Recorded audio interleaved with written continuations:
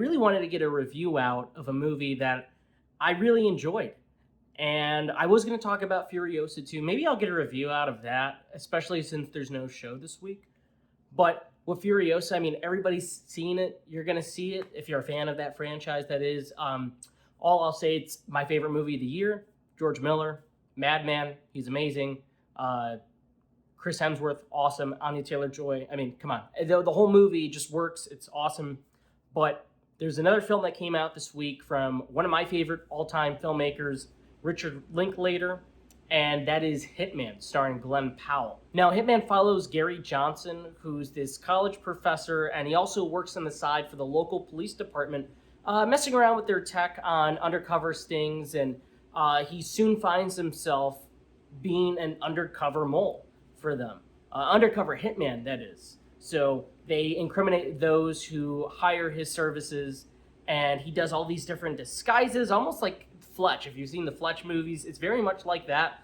Glenn gets to do like a Patrick Bateman thing, Tilda Swinton, there's like a little bit of Matthew McConaughey. He's wearing all these different wigs and disguises, and he soon finds himself falling for a target. And what develops in this movie is essentially this screwball dark thriller between these two characters who just have sizzling chemistry. I mean, Glenn and Andrea, they just light up the screen like movie stars. He is a movie star, but she is equally as good in this movie. And it's a very different kind of Richard Linklater movie. If you've seen his film Bernie, it's very much up that alley of laid back, but there's a sinister presence there. This is a movie that plays a lot of homage to like 1940s thrillers, Billy Wilder movies, and that's what I really loved about it, is that this is a film that is incredibly funny, but there's a darkness to it, especially in that second half. It starts off as one kind of movie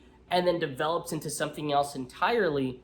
But, you know, for me, looking back, I've always loved Richard Linklater movies, and I had the best experience with his film Everybody Wants Some. Back when I was in college, I got to see that film early, interview the cast.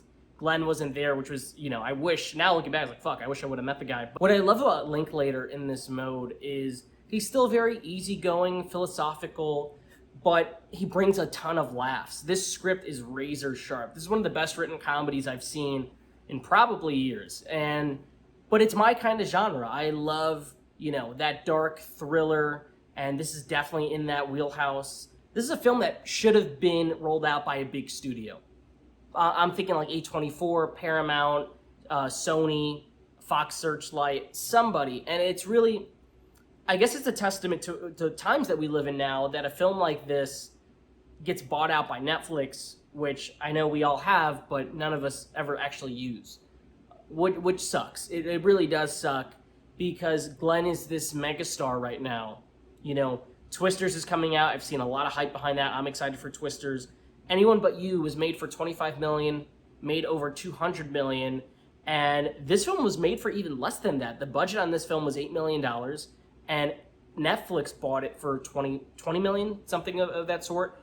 And this is a movie that plays as a crowd pleaser. This is a movie you watch with a big audience, you have a ton of fun with. There's twists, there's turns, but it's razor sharp, and it's witty, and the chemistry between the stars is like J-Lo and George Clooney level of good.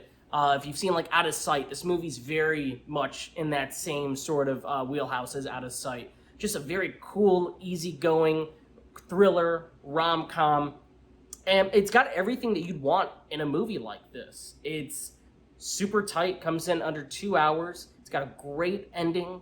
But Glen Powell is just awesome in his role as Gary Johnson / Ron. Ron is his alter ego when he's dating Maddie, and he's everything that Gary isn't. And I feel like that's something that Linklater's always been good at, is like this sort of idea of who are you as a person, and can you change? And that's what this movie is about, and a big thing about it is role play and being the best version of yourself. It reminded me of another film that I love, Something Wild, from the 80s, the Jonathan Demme movie.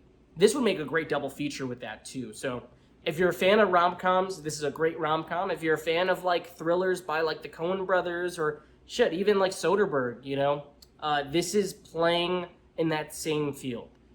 And Glenn is definitely a movie star. He's a guy like you think of Tom Cruise, a young Tom Cruise or young Brad Pitt. This guy's got everything that they had, and he has it in spades. And the entire cast is just awesome. They're super funny. Austin Emilio, great and Everybody Wants Him. I know he had a role in The Walking Dead that people love. He's got a great Texas face, just like a great character actor. And he's awesome in this movie. He's just despicable, and he's just a great, like, Linklater player. Like, whenever Linklater's making a movie, I'm like, I hope a guy like that is showing up in it. But this is definitely up there in terms of my favorites from Linklater, and I think he's best in this mode. You know, it's combining everything you know and love about his filmography, and that's romance, that's comedy, that's this easygoing Texas sort of attitude, and it's all anchored by a star-making performance. And man, like, this is one of my favorites of the year, and I can't highly recommend this to. I recommend it to anybody. I can't highly recommend it enough. It is just a very cool movie. It's the reason you go to the movies. It's to see really cool people do really cool shit, and it's a shame that it's going to be on Netflix, but if you have a chance to watch it, make it the biggest movie on Netflix. Check it out next week.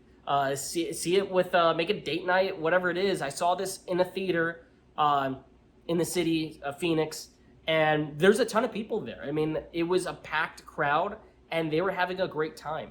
I really wish Netflix did bigger rollouts than what they usually do. This would do so well if it had the same rollout as Anyone But You. I think it would make just as much, if not more, just because it's playing in so many genres, and it's just effortlessly cool. It's got a great soundtrack. There's a great look to it. Like I said, the twists that happen in the second half, they deliver, and it's just a sharp film. Knowing that Glen Powell also co-wrote the film is great. But if you want to see movie stars be movie stars, these two, they sizzle. The chemistry is just unreal. The direction is awesome. I could see why this made such a big amount of noise coming out of Venice and TIFF. So this is a huge recommend. This is one of my favorite movies of the year. If you're going to check out Furiosa, make some time for this too, you know? If it's playing near you, obviously see Furiosa. It's meant to be seen on the big screen.